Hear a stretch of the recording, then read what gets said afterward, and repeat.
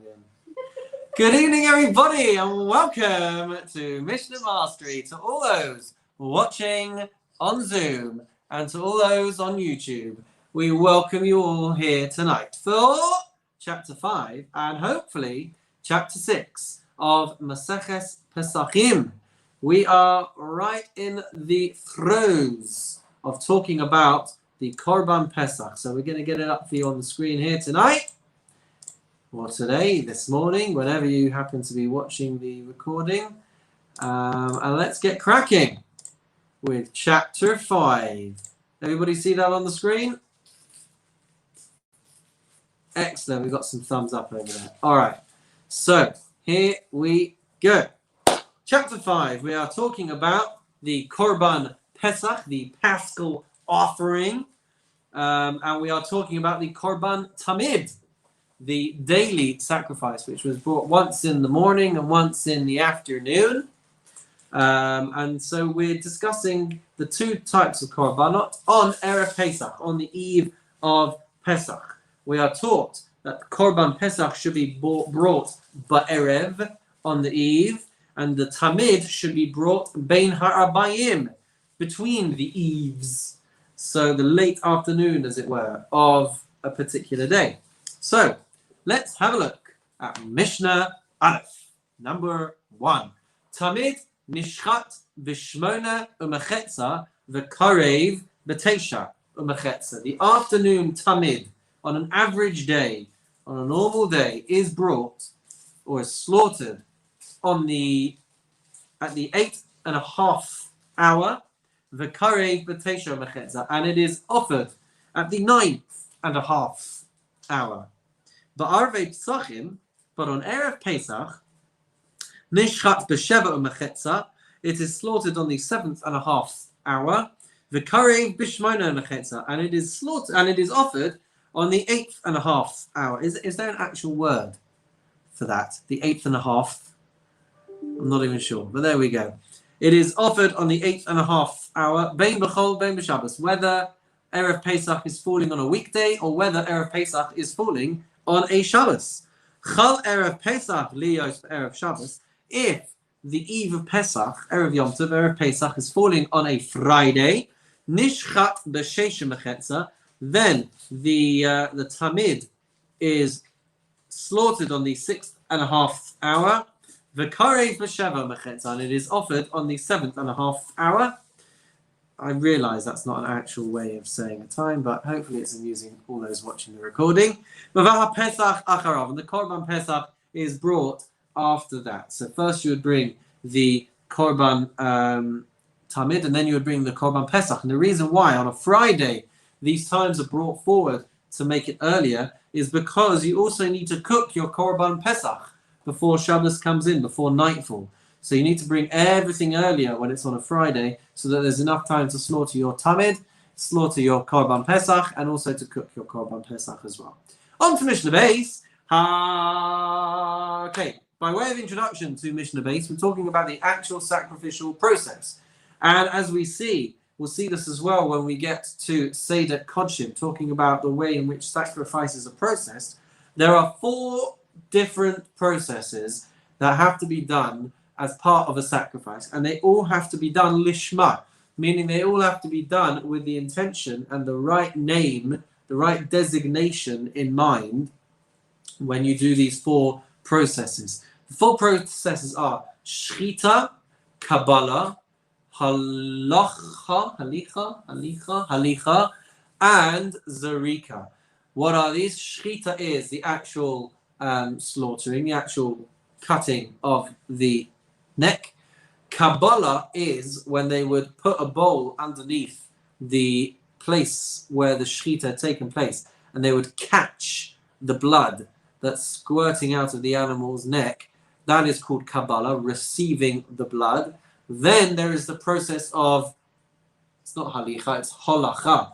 It's holacha, walking, transporting the blood from the animal to the altar. And then finally, zarika is sprinkling the blood of the animal onto the mizbeach, onto the altar. So all 4 of these processes, let's say, for example, they're being done for a Korban Pesach, all 4 of these processes would have to be done lishma.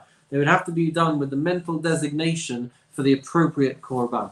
Now, shechita can be done by anybody, by a non-kohen as well, but the other three processes, the kabbalah sadam, the receiving of the blood, the holacha, the transporting of the blood, and the zurika, the sprinkling of the blood, they can only be done by a kohen. Here's the crucial bit though, guys. If any of the four processes are done lot lishma, meaning that you had the wrong designation in mind when you performed those particular processes, it can make the sacrifice invalid. So that is our little introduction for this Mishnah base. Here we go. HaPesach sheshechato shelo lishma. If a Korban Pesach is slaughtered with the wrong designation in place. Let's say this guy says, I am shechting this animal and it should be like a Korban Chatas, right? Or whatever it is. And that's completely the wrong designation. So it's going to make it invalid. So you've slaughtered the Korban Pesach with the wrong intention. V'kibel v'hilech v'zorak, and you've done Kabbalah, or you've done Holacha, or you've done Zurika, you've done the catching the blood, the transporting the blood, the sprinkling of the blood with the wrong intention. Or lishmo v'shelo lishmo, or you've done one of these processes correctly with the right intention, but you've done the other ones with the wrong intention. Or shelo lishmo v'lishmo, or you've done one process with the wrong intention, and the others you've done with the right intention. Says the Mishnah, pasul, it is disqualified, it is invalid. Asks the Mishnah, Ketzad lishmo v'shelo lishmo. What does it mean when we say that you've done it for the right designation, for the right intention, and for the wrong intention? Says the Mishnah, l'shem Pesach or l'shem shlamim. At one point of the process where you had the right intention, you were doing it for the sake of a Korban Pesach, but for the rest of the processes, you were doing it l'shem shlamim. You had in mind that what you were doing was fulfilling the requirements of a Korban shlamim, which is different. Or shelo lishmo v'lishmo, or you've done it for the wrong designation and then the right designation. What is an example of that? Says the Mishnah, l'shem shlamim. Let's say you slaughtered it with the intention of it being processed as a Korban shlamim, but then the rest of the processes you did l'shem Pesach for designating it as a Korban Pesach. That would be an example of where you've done it with the wrong intention and then with the right intention. Either way, says the Mishnah, it is going to be pasul. It is not going to be valid. Moving on to Mishnah Gimel. Says the Mishnah, shechato shelo le'ochlav v'shelo leminyunav. If a person slaughters it for shelo le'ochlav, meaning for people who are not going to be capable of eating the required amount of the Korban Pesach, it all has to be finished. So you're slaughtering this animal for people who are not going to be able to eat a kazayas of the meat. So it might be a sick person, it might be an elderly person, it might be a child. All of these people are not going to be able to eat the required amount of a Korban Pesach. Or you shecht it shelo leminyunav, people who are not yet designated to be eating from your Korban Pesach. They would have had to form a chabura. They would have had to decide beforehand who the people are that are going to be signed up to eat your Korban Pesach. So if you sign it up for people that are not part of the clique, or la'arelim, or you slaughter it for people who are uncircumcised and they're not allowed to eat it, v'latmeim, or people who are impure and are not allowed to eat it, says the Mishnah, pasul, then your Korban Pesach is going to be pasul. What if, says the Mishnah, you shecht it le'ochlav, for people who can eat it, but also for shelo le'ochlav, and people who can't eat the amount that they need to eat of a kazayas, of an oliv's bulk, leminyunav, or v'shelo leminyunav, or you shecht it for people who are in your chabura, people who are in your group, and also people who are not in your group. Lamulim v'la'arelim, you shecht it for some people who are circumcised, some people who are not circumcised. La'atmeim v'la'tahorim, you slaughter it for some people who are unclean, but some people who are clean. Then the Mishnah says kasher. It is nonetheless going to be acceptable. It's only going to be pasul if you're shechting it for a whole group of people who are impure or uncircumcised or not signed up or who can't eat the amount. As long as there are some people in the group who are capable or who are fit to eat it, then the Mishnah says it's going to be kasher. Says the Mishnah, shechato kodem chatzos. What if you shecht the Korban Pesach too early? you slaughter it before midday, says the Mishnah, pasul. It is going to be disqualified. It is going to be invalid. Mishum shne'emar bein ha'bayim. Because the verse in the Torah gives you the required time frame in which you're going to be able to slaughter the Korban Pesach. Says the Mishnah, Shechata kodim latamid, if you slaughter the animal before you've processed your Korban Tamid, right? We said it's brought once in the morning, once in the evening.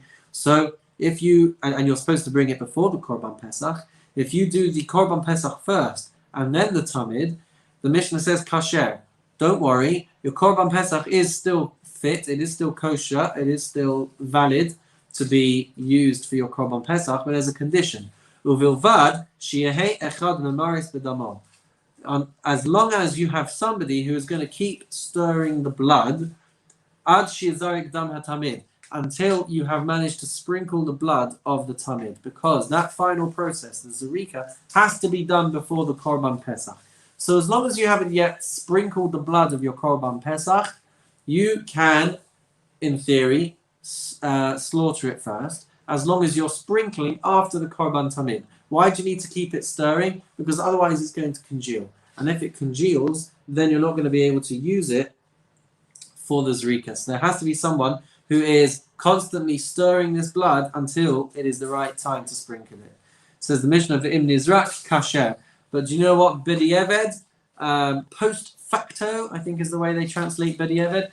Post facto, if you were to sprinkle the blood of the Korban Pesach before sprinkling the blood of the Korban Tamid, the Mishnah is telling us that it is going to be kosher b'di'eved, post facto. It's not the ideal way, but if that's how it ended up happening, then it is going to be still alright. Moving on to Mishnah Daled. Where has my window gone? There it is. Fine. We are not allowed to have chametz in our possession, in our domain, on Pesach. We've said this before. And the time for that already is in place when the slaughtering of the Korban Pesach is happening. So when you are slaughtering your Korban Pesach, you are not allowed to be in ownership or in possession of any chametz whatsoever. Similarly, you're not supposed to have your Korban Pesach in your house or in your reshus, in your domain, in your possession, when the time for slaughtering it comes about. I think what this is trying to remind me of is the fact that you're already supposed to be on your way up to the temple to have it done. So says the Mishnah as follows in Mishnah David. Hashochet es ha-pesach al ha-chametz. A person who slaughters his Korban Pesach while he still has chametz in his possession. So, or not necessarily him, but anyone in his chabura, anyone in his little group that's going to be eating the Korban Pesach, one of them at least has got chametz in his domain. Says the Mishnah, over below ta'aseh, you are going to be violating a negative commandment.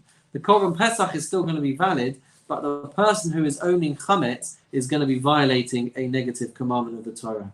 Rabbi Yehuda Omer, Rabbi Yehuda says, Afa Tamid, even the Korban Tamid, meaning that if a person is slaughtering the Korban Tamid while somebody has chametz in their possession, they're also going to be violating a negative prohibition.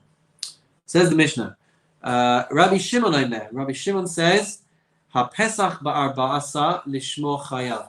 If a person shechts, person slaughters the Korban Pesach on the 14th with the right intentions, but they are owning chametz, they still have chametz in their possession, then the Mishnah says chayav, you're going to be liable, which means that you are going to have to bring another one. But if you had chametz in your possession and you had the wrong intention when you slaughtered it, then the Mishnah says patur. It's forbidden to do, but you're not going to have to bring a different korban in its place. Ushar kol hazvachim. When it comes to other types of sacrifices, for all other sacrifices, bein lishman u'bein shelo lishman patur. Whether you have slaughtered those with the right intention or the wrong intention, if you had chametz in your possession, then the Mishnah says patur, then you are going to be exempt. But uva moed, if you are slaughtering it during the course of Pesach, while it's Yom Tov or while it's Chol HaMoed or whatever it is, if you're slaughtering one of these other sacrifices with chametz in your possession, then the Mishnah says lishmo patur. If you have done it with the right intention for that sacrifice, you're going to be exempt. But, says the Mishnah, as I turn the page, v'shelo lishmo chayav. But if you did not have the right intention, then you are going to be liable to bring another one. Ushar kol hazvachim, and with regards to all other sacrifices, Bain, which I think is saying, sorry, what we were saying before was if you slaughter the Korban Pesach on the festival. So if you slaughter the Korban Pesach on the festival with chametz in your possession, then if it's lishma, you're going to be patur, you're going to be exempt. And if it's shalom lishma, it's going to be chayav. You're going to end up having to bring another one. Finishes the Mishnah, Mishnah Dalet.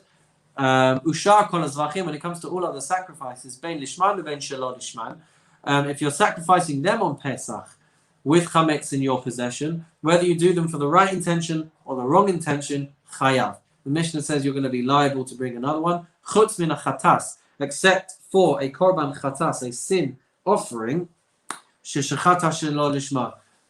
which you slaughter for the wrong intention. If you slaughter them for the wrong intention, I believe we are saying you are patur.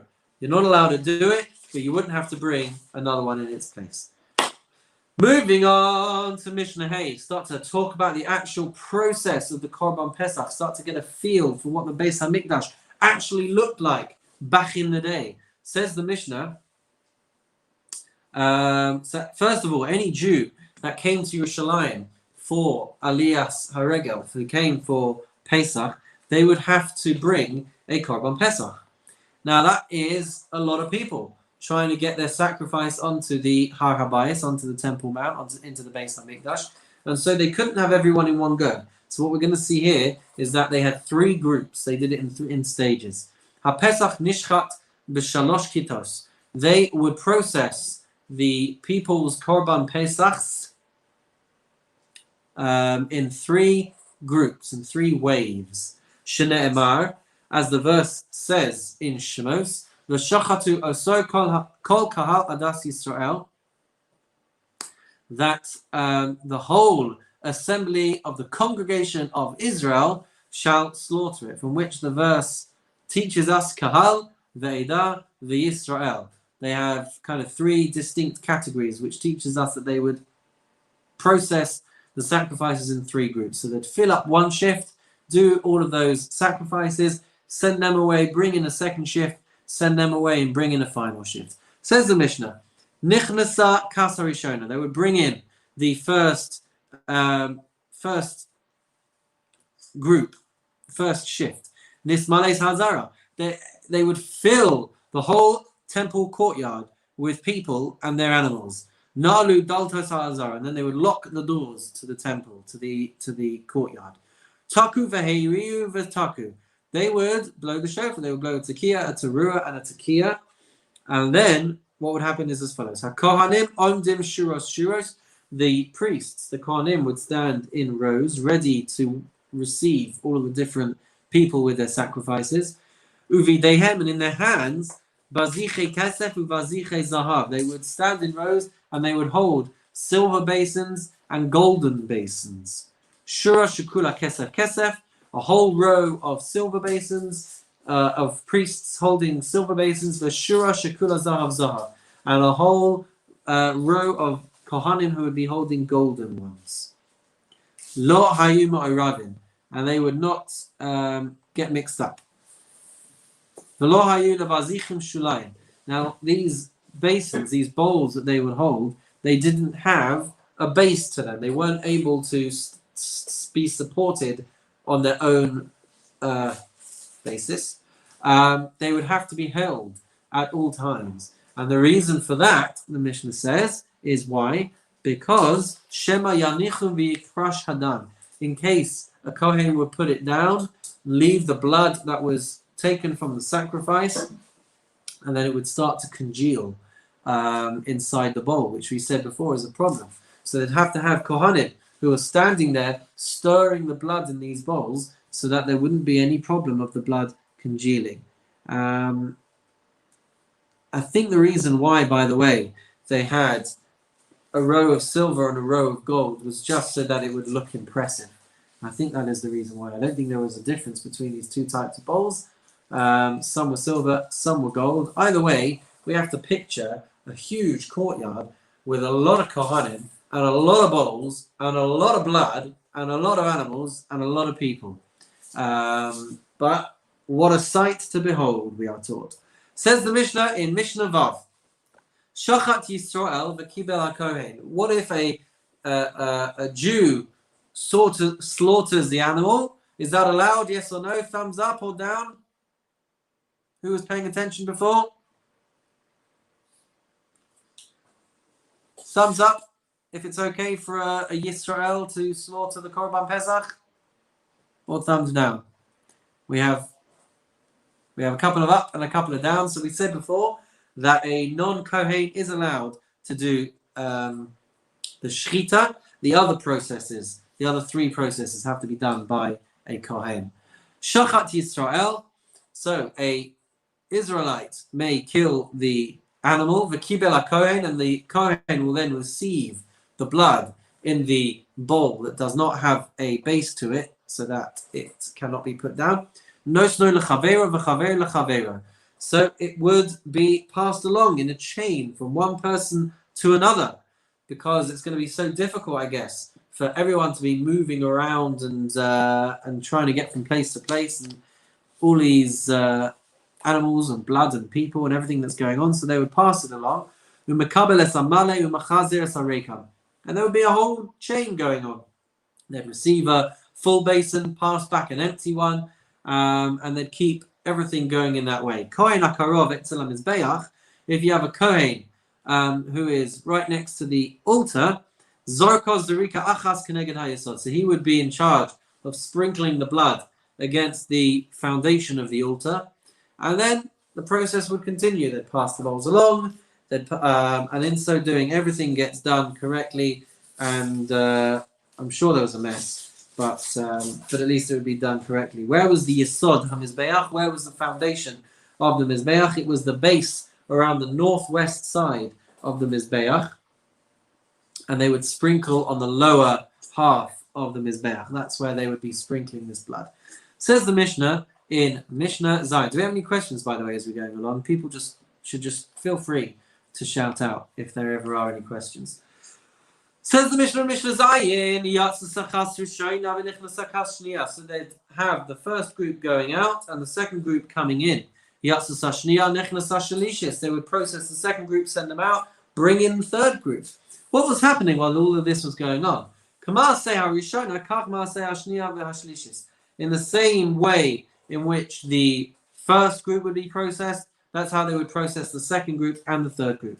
Meanwhile, there would be, I think, the Leviim. Yeah, the Leviim throughout this whole process would be singing Hallel. Could you just imagine hundreds of Leviim singing la la la la la la la la la la la, while everyone's like chopping and slashing the animals and passing the blood along. I don't know if they had that tune back then, but it's quite cool. Thank you. Im Gamru Shanu. If they would finish singing Hallel, then they would repeat Hallel until that set was done. Ve'im Shanu Shileshu. And if they finished it twice, then they would recite it a third time. But says the Mishnah, Afapi Shaloshilshu Mimehen. It never got to a point where they had to repeat Hallel for a third time. The process was so efficient that a whole group could be processed before the Levium could finish singing Hallel 3 times. I would imagine it took them a little bit longer than the way that we say Hallel nowadays. That would be my educated guess. Rabbi Yehuda Omer. Rabbi Yehuda says, "Mimehem shokas shlishis lo higia la'ahavti ki yishma Hashem mipnei she'ama muatim." Rabbi Yehuda said that on the third shift, the Levium would never reach the words of Ahavti ki yishma Hashem, the paragraph that comes after V'anachnu nevarecha miyad hallelujah Ahavti. That paragraph, he says, they never reached there on the third shift because the people in the third shift were so few, because it was such a small group by the time we got to that third group. Everyone else, I guess, was so eager to make sure that they were there on time and get it all done early in the first and second shifts. Says the Mishnah, moving on to Mishnah Ches, talking about processing a Korban Pesach on Shabbos. So all of the melachot, all of the laborious actions would be done on Shabbos for a Korban Pesach. And we'll see that there were even some rabbinic prohibitions that were done in the Beis HaMikdash on Shabbos, even though perhaps they shouldn't have been doing them. But what we're going to see is that the rabbis did not have the power to stop them. Says the Mishnah, the same process that they did during the week, they also did on Shabbos. Except for the fact that the Kohanim would wash the floor of the temple, of the Azara, of the courtyard, even though the rabbis objected to this. Why would they need to wash the floor? Because there's loads of blood. So they'd keep the floor washed during the week, and it seems they would do that on Shabbos as well, even though the rabbis were none too happy about it. Rabbi Yehuda Omer, Rabbi Yehuda says, Kos hayam amale midam hatarovos. He says that the Kohanim would fill a cup with mixed blood, and they would sprinkle this blood on the Mizbeach. But the Chachamim weren't happy about this either. Why were they not happy about this? Because when we process a korban, a sacrifice, so remember we said that they shecht it and then they have the bowl there ready to receive the blood. What you're looking for is essentially the life blood, the blood that comes out first from the wound. That's the blood that you need to be doing the sprinkling from, the first blood that comes out. But what they were doing here is that they were taking remnants of blood and mixed blood, and who knows what the origin of it was, but they would gather up a cup of this stuff and they would sprinkle that on the Mizbeach, and it wasn't achieving anything. So the Chachamim were not too pleased that they were doing this, but it seems that they were doing it anyway. Moving on to Mishnah Tes. The Korban Pesach has to be roasted, but before you roasted it, you would have to remove certain parts. You'd have to remove the hides, the skin, and you'd have to remove the fats. Says the Mishnah, Ketzad tolin umafshitin. Let's scroll down a little bit. How did they tolin umafshitin? How did they suspend the animals in order to flay them, in order to strip their hides and to get the stomach open, to get the innards out of the animal? How would they do this? Anyone who's vegetarian or squeamish, this isn't for you. Sorry, Shira. Says the Mishnah, so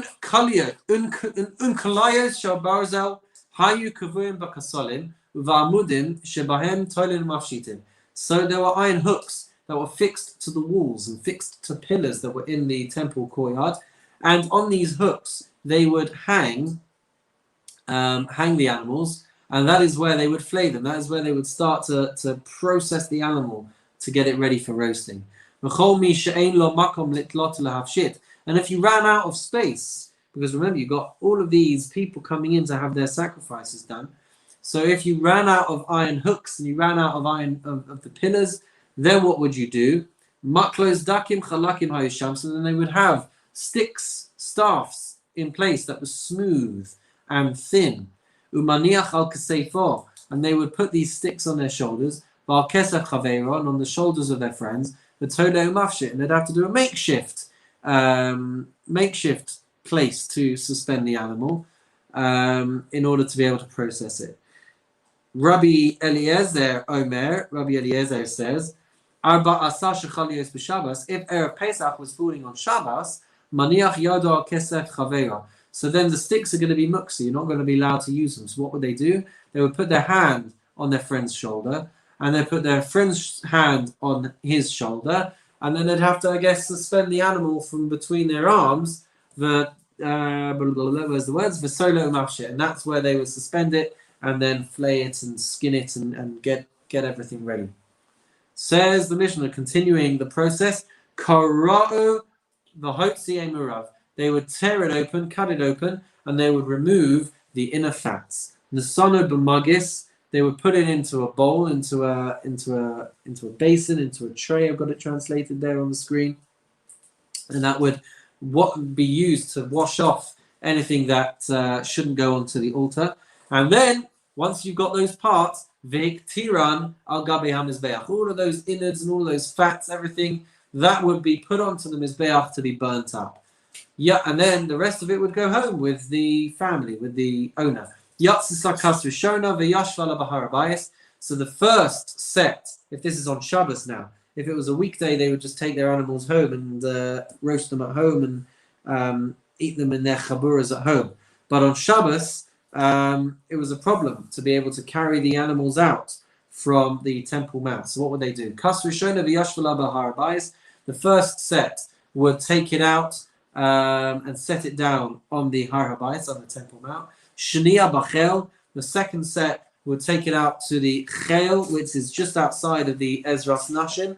The hashlishis, the makoma omedes, and the third group would have to remain in their places. Chashecha, then when it got dark, after Shabbos goes out, yatsu v'tzalu es pischehen, they would take their korbanos home, and then they would start to roast their korbanot already after Shabbos went out. They wouldn't be allowed to do it on Shabbos. So they'd have to stick around the temple campus until Shabbos went out, and then they'd be allowed to take it home and finish processing and finish roasting them at home. Okay, Mazel Tov everybody on finishing chapter 5, Perek Hey. We're going to move on to chapter 6, Perek Vav, and I've got to say, I'm going to find this one a little bit more tricky than the last one. So if you thought that I wasn't making sense in this first chapter, good luck understanding the second one. Before we move on, anyone got any questions? Don't all rush at once.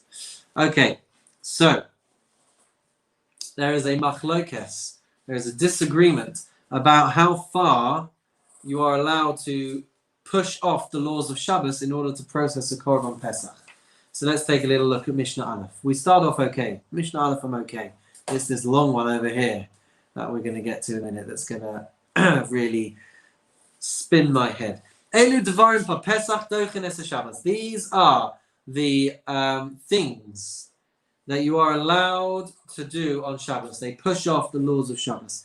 Normally, if it was other instances, you wouldn't be allowed to do these things, but because it's the Korban Pesach, you are allowed to do them on Shabbos. Says the Mishnah, Shichitaso, slaughtering the animal, that's allowed. Uzrikas damo, sprinkling the blood, that's allowed. Umichui karavav, the hekter chalavav, cleaning out the insides, rinsing the intestines to be able to get to the fats that you had to burn, and burning the fats themselves. So those things would be allowed on Shabbos. Aval, sliaso, roasting the animal to be able to eat it that night.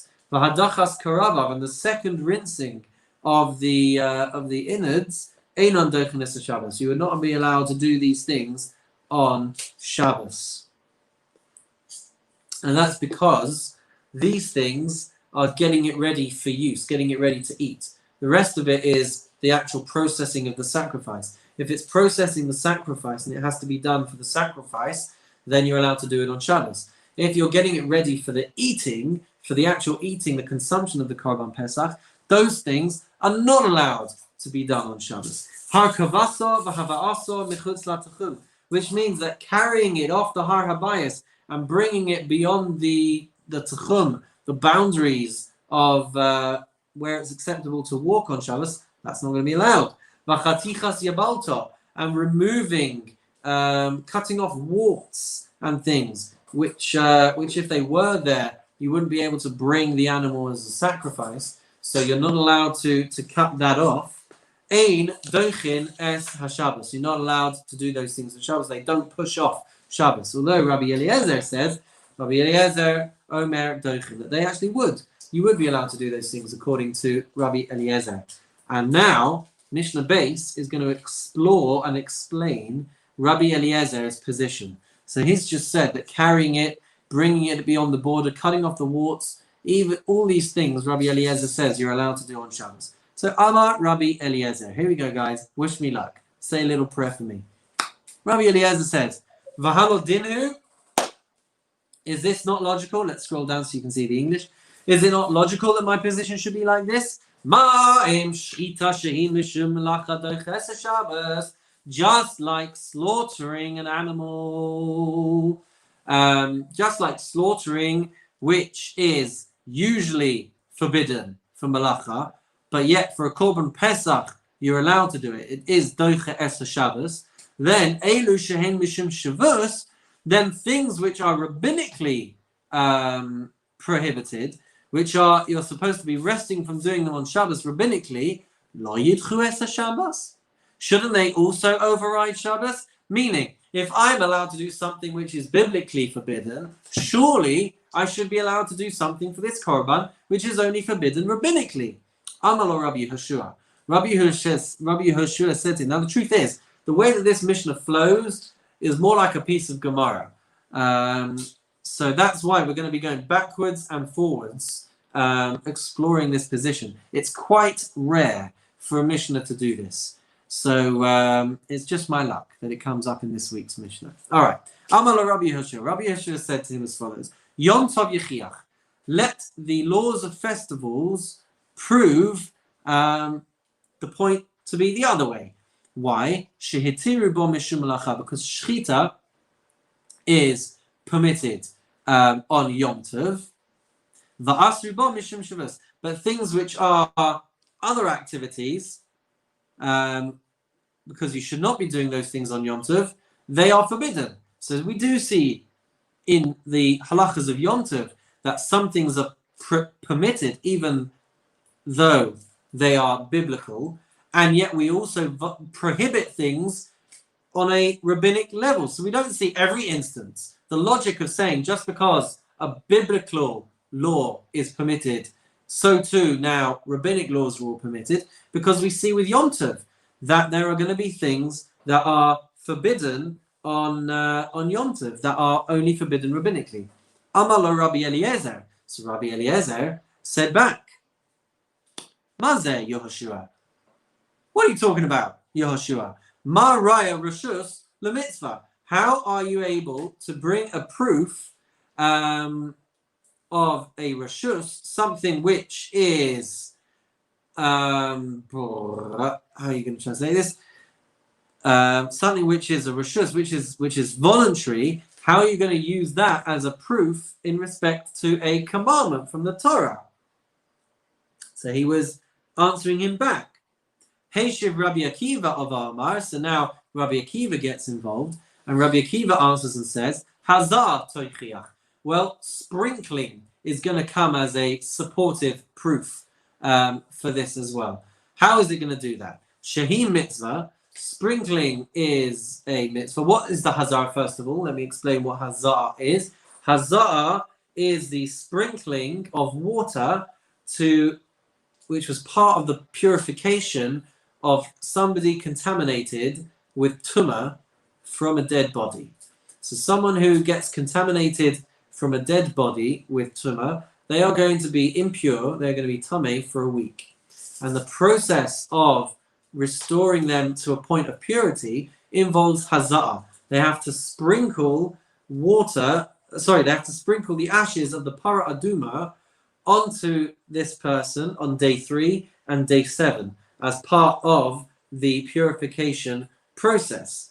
But the rabbis prohibit doing this on Shabbos. So says Rabbi Akiva, Hazar Tochiach. We're going to see a proof from Haza'ah, from sprinkling the ashes of the para aduma. Shehi mitzvah, it's a mitzvah, it's commanded to do. V'hi mishum shavus ve'ena doiches Shabbos. But it's the rabbis who came along and said that you're not allowed to do this on Shabbos. Al af ata al tismal enu. So therefore, we shouldn't go about being so bewildered by the case over here. Sha'af al pisha mitzvah v'hei mishum shavus lo yidchu es Shabbos. Because this also is something that is a mitzvah, and yet it's the rabbis who came along and they forbade it on Shabbos rabbinically. Amalo Rabbi Eliezer. So Rabbi Eliezer disagrees that haza'ah is forbidden on Shabbos. So comes back Rabbi Eliezer and says to him, Va'aleh anidan. It's on haza'ah that I am judging, so to speak, that I am arguing. Uma'im shchita shehi mishum malacha. If slaughtering, which is a malacha, doiches Shabbos, and it overrides Shabbos, haza'ah shehi mishum shavus, then sprinkling, which is a shavus, which is something that is forbidden midrabanan, eino din shedoiches Shabbos. I would actually say that haza'ah, it's more logical to say that it should override Shabbos because it's something that is forbidden rabbinically, and we should say therefore that it's allowed on Shabbos because we've said that the slaughtering, the shechita, is permitted on Shabbos, and that was biblical. So I would say, Rabbi Eliezer says, that haza'ah should be permitted. Amalo Rabbi Akiva, but Rabbi Akiva said to him, or chiluf, but you could also say it the other way. Ma'a im haza'ah shehi mishum shavus, eina doiches Shabbos, just like sprinkling, which is forbidden rabbinically, and eina doiches Shabbos, and it doesn't override Shabbos. Shechita shehi mishum malacha, slaughtering, which is a malacha, eino din shelo titches Shabbos. Shouldn't we say then that that should be forbidden on Shabbos, and we shouldn't be allowed to push it off? So what's going on here is that Rabbi Akiva is trying to help Rabbi Eliezer come round to their way of thinking. So Rabbi Eliezer, it seems, is in the wrong with his position. Rabbi Akiva is trying to trigger him and jog his memory to really realize that the halacha is that haza'ah is forbidden. And so that's the comeback that he responds with. To which Amalo Rabbi Eliezer said, Akiva, akarta mashikasa Torah. You're forgetting, you're rooting what it says in the Torah. What does it say in the Torah? The Torah says, Bein ha'arbayim b'moado. It says, oh, have I just lost the... Yeah. You are rooting what it says in the Torah when it says that it's supposed to be offered at twilight and b'moado. You should sacrifice it at its appointed time. Ben b'chol u'bein b'Shabbos. Whether it's during the week or whether it's on Shabbos. Amar lo, to which he responds, Rabbi, have li moed la'elu kamoed la'shchita. He said, Master, give me an appointed time for these, as there is an appointed season for slaughtering. Meaning, show me how these preparations had to be done on the moed during the festival, and then we'll understand why these are permitted. So, as I said, with regards to the flow of this Mishnah, it's really quite complex. Quite how the halacha comes out. The halacha is like Rabbi Akiva. So what is the halacha of Rabbi Akiva? I think we're saying that like we saw in the previous Mishnah, that these other things that are not required for the sacrifice, anything that was a preparation that had to be done on the festival or on Shabbos would be allowed, and anything that would not need to be done specifically on the Shabbos, they would not be allowed. That's how the halacha, I believe, comes out. Finishes the Mishnah then in Mishnah base. Where does it go? Klal Amar Rabbi Akiva. Rabbi Akiva had a klal. What is the general rule? Kol malacha. Oh my goodness me! It's literally right here. Kol malacha she'af she'la'asosam erev Shabbos. Any malacha that it would have been possible to do before Shabbos came in. So any part of the process that could have been done in preparation. By the way, we saw this in Hilchos Shabbos as well by Bris Milah. So anything that could have been done on Erev Shabbos, Eina Doiches Shabbos, is not going to override Shabbos. Shechita she'iyah shalasoisam Erev Shabbos, but sacrificing that is not possible to do before Erev Shabbos, because you have to sacrifice the Korban Pesach on Erev Pesach. So if it's Shabbos, it has to be done on Shabbos. Says the Mishnah Doiches Shabbos, then it is going to push off Shabbos. And so As long as you are doing things which are necessary for the process of the Korban Pesach, you can do them on Shabbos. Woo! A person in Mishnah Gimel, a person must also bring a Korban Ola, called an Olas Re'iyah, which is a fully burnt up offering to mark the occasion of being seen in Yerushalayim over the Shalosh Regalim. And they would have to bring a Shlamim as a Korban Chagiga, call it, I guess, translate it as a festival sacrifice, a Shlamim, right? So they would have to bring these every Yom Tov at any point during the whole of Yom Tov. So throughout the 7 days of Pesach, throughout the 7 days of Sukkot, and throughout the 7 days of Shavuot. Hang on a minute, there's only 1 day of Shavuot. Well, actually, because all the Jewish people would be coming for the festival of Shavuot, it might not be possible to get it all done in that 1 day, and so the time frame actually would extend for a whole week for Shavuot, and that is why, if I'm not mistaken, we don't say Tachanan for those few days after Shavuot, because officially the time frame is a whole week. All right, if that's nonsense, please delete it from YouTube. Says the Mishnah in Mishnah Gimel. Well, it doesn't say this, but just another point of introduction. A Korban Shlamim can be brought on the first day of Pesach, but you don't bring it if it's on Shabbos. That's going to help us with this Mishnah. And the other thing that's going to help us with this Mishnah is, on Erev Pesach, besides for a Korban Pesach, they would also bring the Shlamim for the Chagiga. And the reason why they would also bring that sacrifice then, on the 14th, on Erev Pesach, is because they could use it as extra meat to fill them up for eating the Korban Pesach. So if they were concerned that there wouldn't be enough meat from the Korban Pesach, which has to be eaten to a point of satiation, then they would have this other sacrifice to be able to boost the meal. My wife does this on regular occurrences when she thinks there's not going to be enough chicken, so she'll make like 7 other meaty dishes just in case there's not enough food to go around. Although not anymore, because now we can't have any guests. There we go. All right, says the Mishnah in Mishnah Gimel. Masai mevi chagiga imo. When was the Korban Chagiga brought with the Pesach sacrifice? When was it brought at the same time? Says the Mishnah, Bizman shu babachol, batahara, uvemuat. 3 conditions. It has to be the weekday, because this shlamim would not be brought on Shabbos. It has to be brought when most of the Jewish people, Klal Yisrael, are in a state of ritual purity.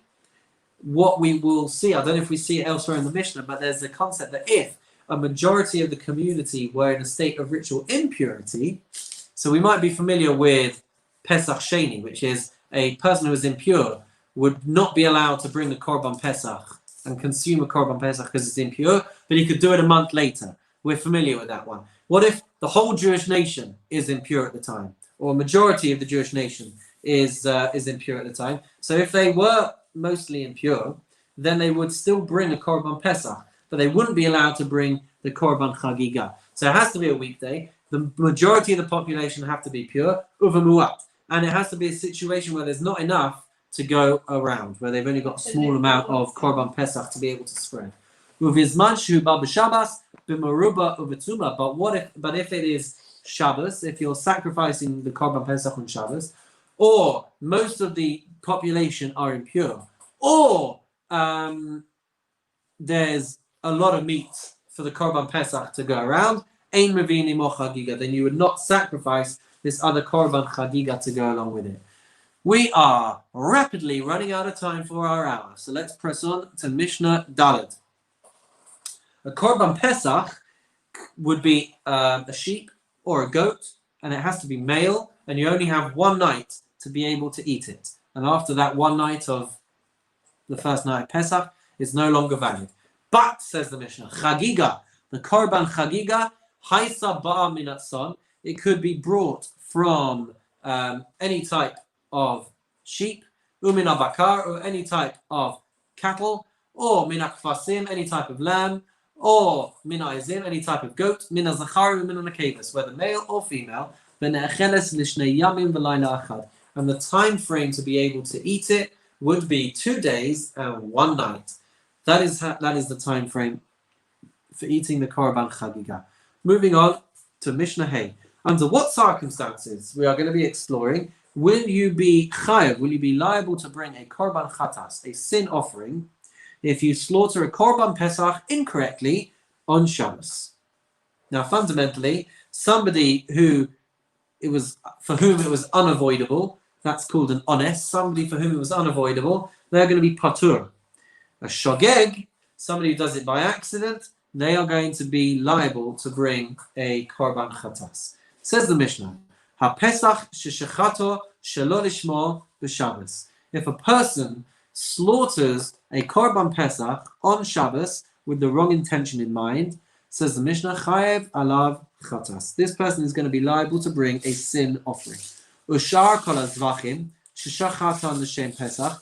If you bring any other sacrifice with the mindset that it is going to be for a korban pesach, im einan re'uyin chayav. So if you are bringing something that is not fit to be a korban pesach, meaning you're not bringing a male sheep or a male goat.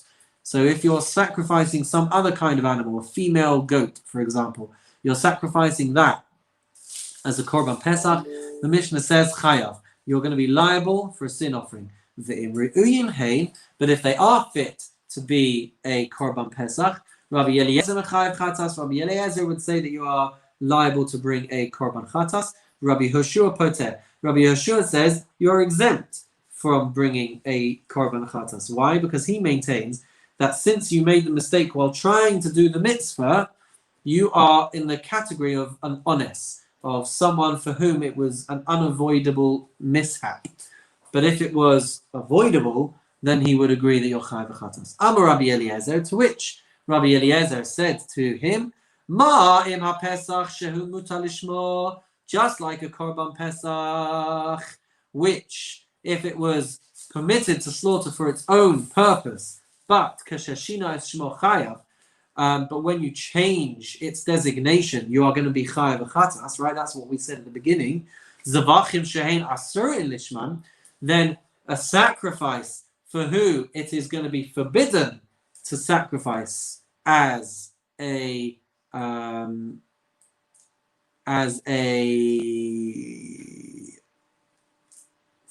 its own purpose. So another korban which is going to be forbidden to sacrifice for its own purpose. Kashishino as shman, if you change the designation, is it not logical to say that you should also be liable for a korban chatas for that instance? Amalo Rabbi Yeshua. Rabbi Yeshua said to him, no. Imamarta Pesach sheshihinahu ledavar asur. If you want to say that for a korban pesach, when you change it to a different designation which is forbidden, toma bizvachim sheshinan ledavar hamutar. Are you going to say then that for other sacrifices, when you change it for something permitted, that you're going to be chayav? Amalo Rabbi Eliezer. Rabbi Eliezer said to him, "Emurei tzibur yachichu," that the communal emurim, the fats that were burnt for a communal sacrifice, that is going to prove my point. Shehein mutarin lishman, because they are going to be permitted for their own designation.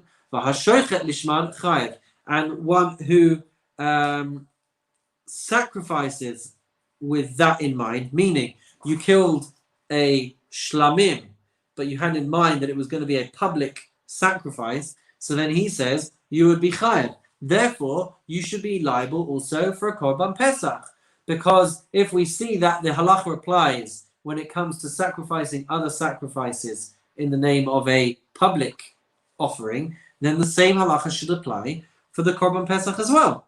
Amalo Rabbi Yeshua, but Rabbi Yeshua said to him, "No, this is not the case. Imamarta be'imurei tzibur sheyesh lahem kitzva, by the communal public offering, the sacrifice, there's a limit over there. There's a set amount.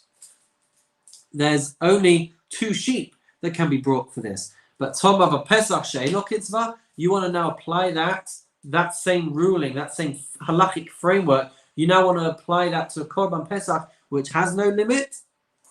Rabbi Meir says,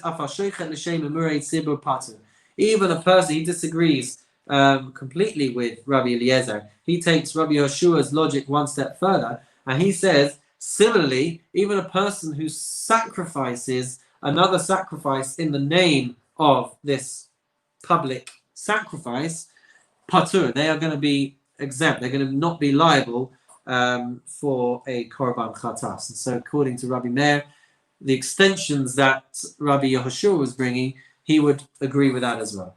Finishing off the chapter with Mishnah Vav.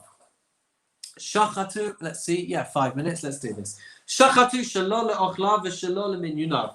If you slaughter, if you slaughter for people who are not able to eat the kazayas, the full amount, v'shelo le'minyunav, and people who are not registered, signed on for your group, la'arelim, for people who are uncircumcised, v'latmein, people who are impure, if you sacrifice for them, says the Mishnah, chayav, you are liable. La'ochlav v'shelo la'ochlav, if you sacrifice it for people who are able to eat it, and also people who aren't, le'menuya v'shelo menuya, people who are registered and people who are not registered, la'mulin v'la'areilin, people who are circumcised and people who are uncircumcised, la'tahom la'tmein, people who are pure and people who are impure, patur. So this, I think, is going on the korban chatas that we were talking about. They're going to be chayav or patur depending for a korban chatas. Shachator v'nimsa balmum. If you slaughter the korban pesach and you find out that it was actually defective, it was a balmum, it should never have been sacrificed, then the Mishnah says chayav. Then you are going to be chayav for a korban chatas. Continues the Mishnah, shachatu v'nimsa treif v'seisa patur. If you slaughter it and you find out that there is something on its insides which renders it unfit for human consumption, so then you're going to be patur, because you wouldn't have necessarily been expected to find that before you killed it. If you slaughter it and it becomes known that the owners had withdrawn their ownership of the animal, because fundamentally you can switch around the animals and figure out who's going to be associated with which animal. You can do that right up until the avoda starts, right up until the process starts. So in theory, hypothetically, you could start a process and realize that there's not actually anyone designated for it. So you slaughter this animal and you discover that the owners have withdrawn their ownership of it, or shemesu, or the owners have died, or shenitmu, or the owners have become impure, patur, then you are going to be patur from a korban chatas, because you slaughtered it with permission, meaning you had no reason to suspect that it was going to be a problem for you to slaughter it, and so that person is going to be patur, that person is going to be exempt because they could not have known that the animal should not have been killed. Mazel tov, everybody, on finishing Perek Vav, and that is all for this week. We are so happy you could join us. If you'd like to join us for the after party on Zoom, hop on and we'll see you in a second. But for now, I wish you a wonderful and meaningful night. See you again next week.